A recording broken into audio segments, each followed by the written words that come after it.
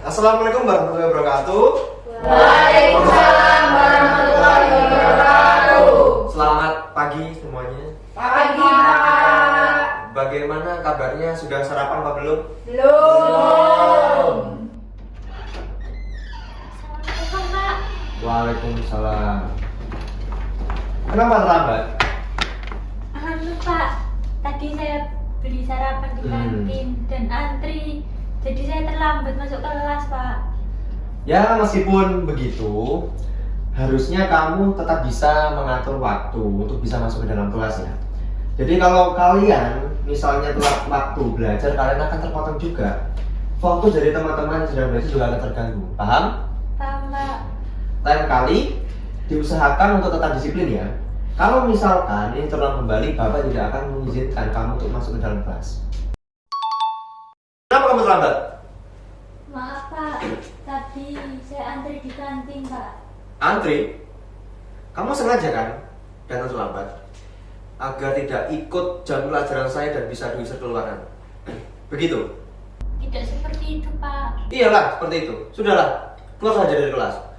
Bapak tidak suka hal seperti itu. Silakan kamu keluar sekarang juga. Maaf ya, Pak. Ganggu. Baik, sebelum kita memulai pembelajaran pada pagi hari ini, silakan ketua kelas untuk memimpin doa terlebih dahulu. Baik, Pak. Sebelum memulai pelajaran pada pagi hari ini, marilah kita berdoa menurut agama dan keyakinan masing-masing. Berdoa dipersilahkan.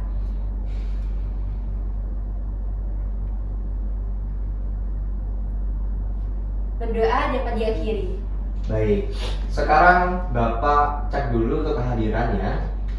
Adik, Hadir, Pak. Sasa, Hadir, Bapak. Tata, Hadir, Pak. Nindya, Hadir, Pak. Danis, Vera.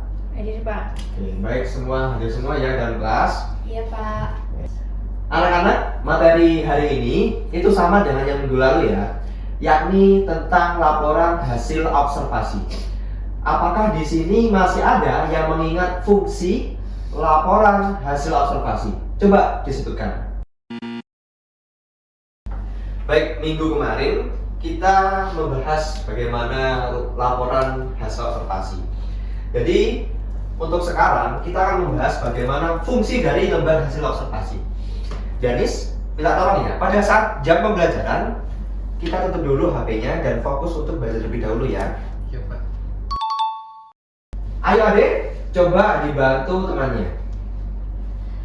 Baik, Pak. Jadi teks laporan hasil observasi ini digunakan sebagai alat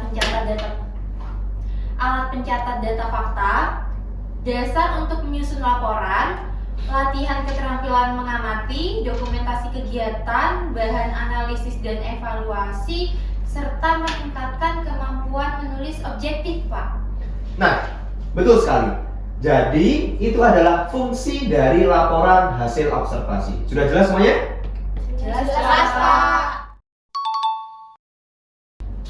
Jadi laporan hasil observasi atau LHO adalah suatu dokumen atau format laporan yang digunakan untuk mencatat secara sistematis hasil pengamatan terhadap suatu objek, situasi, aktivitas atau fenomena tertentu baik di lingkungan alam, sosial, pendidikan maupun yang lain.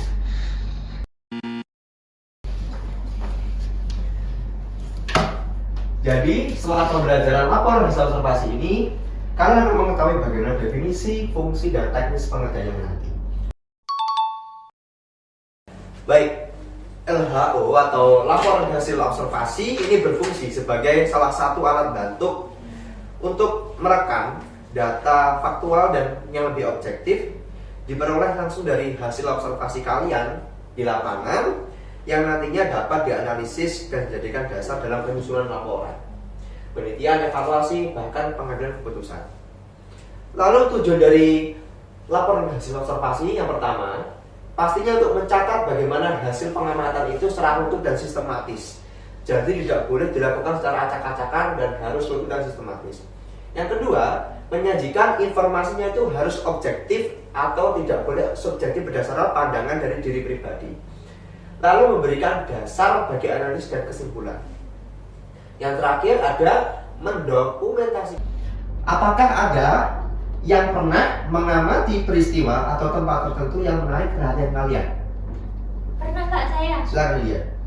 Saya pernah bersama bapak saya itu mengunjungi tempat produksi tempe, dan di situ saya melihat bagaimana pembuatan tempe dari awal sampai akhir. Bahkan saya juga sempat memoto kedelai-kedelai yang digunakan untuk pembuatan tempe, Pak. Betul sekali Lydia. Bahkan saya juga memfoto kedelai-kedelai yang digunakan dalam pembuatan tempe, Pak. Jadi salah satu fungsi dari baik, materi dari Bapak sudah cukup dari hari ini ya. Apakah ada satu orang untuk menyimpulkan materi hari ini? Saya Bapak. Silakan Sasa.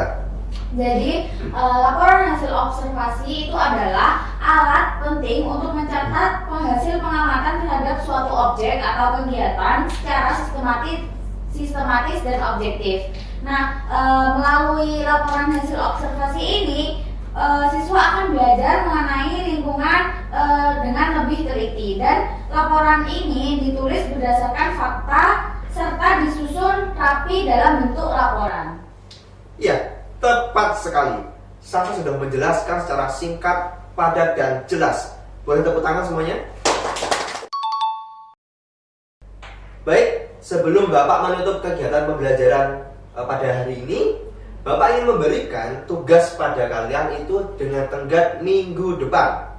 Jadi, kalian cari objek untuk dijadikan laporan hasil observasi yang diamati atau diobservasi lalu dikumpulkan.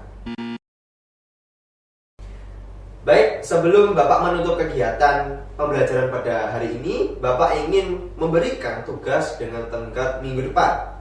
Jadi kalian cari objek untuk dijadikan laporan hasil observasi yang diamati atau diobservasi.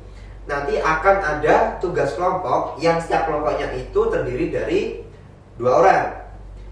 Masing-masing kelompok mencari objek observasinya dan ditulis menjadi laporan hasil observasi dan dikumpulkan sebelum pukul 14.00. Permisi Pak, saya ingin bertanya. Oh iya, silakan. Untuk pembagian kelompoknya bagaimana ya Pak? Oke, baik. Kelompok 1 itu ada Ade, Sasa, kelompok 2 Tata, dan India, kelompok 3 Vera dan Danis. Sebelum menutup kegiatan belajar siang hari ini, silakan ketua kelas untuk memimpin doa. Dan sebelum mengakhiri pelajaran pada siang hari ini, marilah kita berdoa menurut agama dan keyakinan masing-masing. Berdoa dipersilakan.